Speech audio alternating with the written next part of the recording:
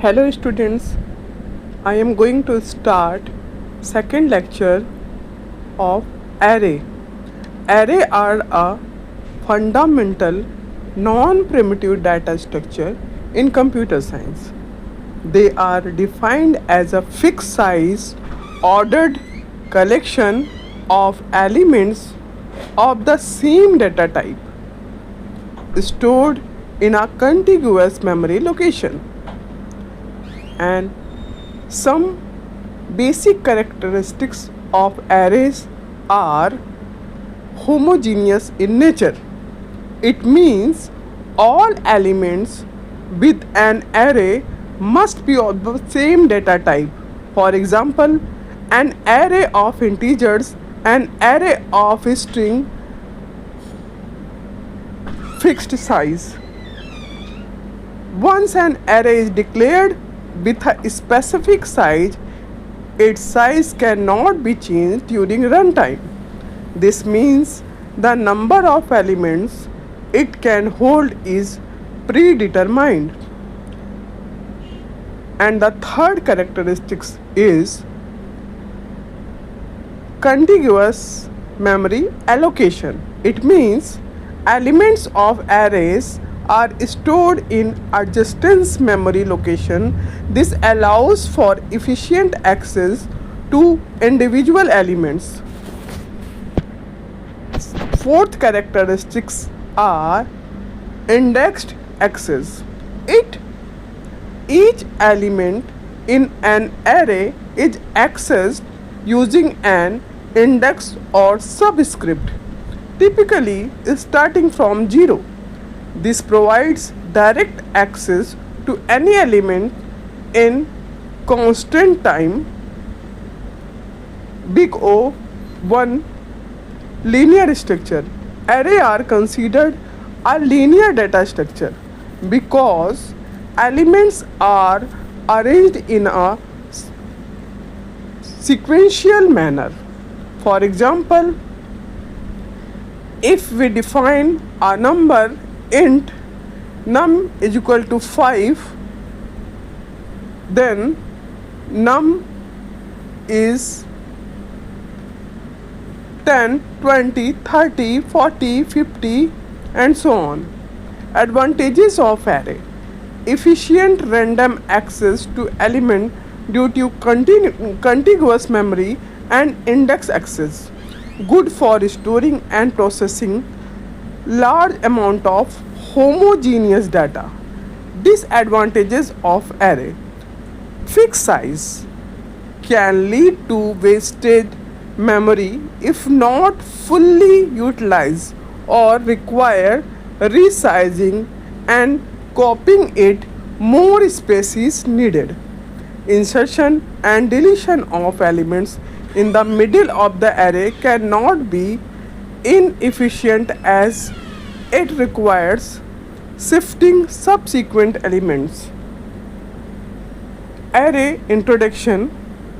Array is a collection of items of the same variable type that are stored at contiguous memory location. It is one of the most popular and simple data structure used in programming. Array index. In an array, elements are identified by their index.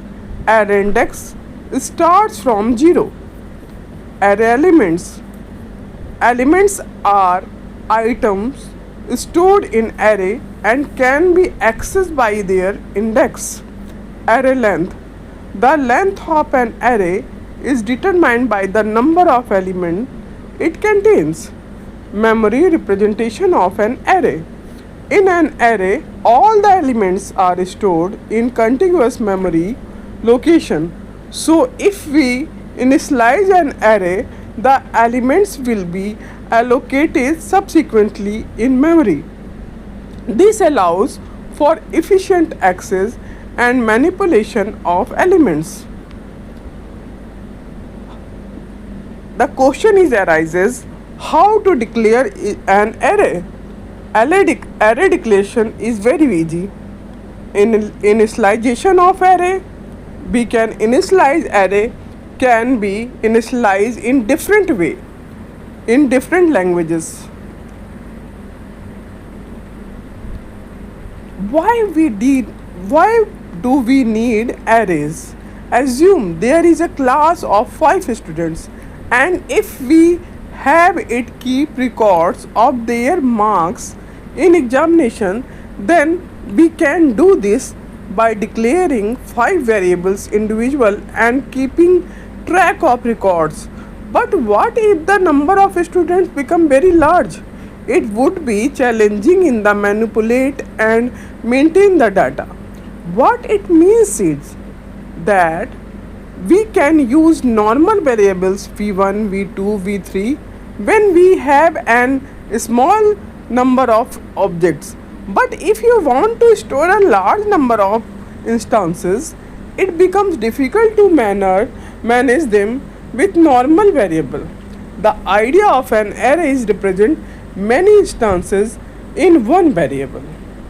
Types of array. Array can be classified two ways: on the basis of size, on the basis of dimensions. Type of array, the basis of size. Fixed size array. We cannot alter or update the size of this array. Here only a fixed size. The size that is mentioned in square brackets of the memory will be allocated for storage. In case we cannot know the size of array, then we declare a larger size and store a lesser number of elements will result in a wastage of memory, or we declare a lesser size than the number of elements, then we won't get enough memory to store all the elements. In such cases, static memory allocation is not preferred. Dynamic size array. The size of array changes as per user requirement during execution of code, so the coder do not have to worry about size. They can add and remove the elements as per the need. The memory is mostly dynamically allocated and deallocated in these arrays. Types of arrays on the basis of dimensions. One dimensional array, or we can say 1D array. You can imagine a one dimensional array as a row where elements are stored one after another. Multi-dimensional array. A multi-dimensional array is an array with the more than one dimension.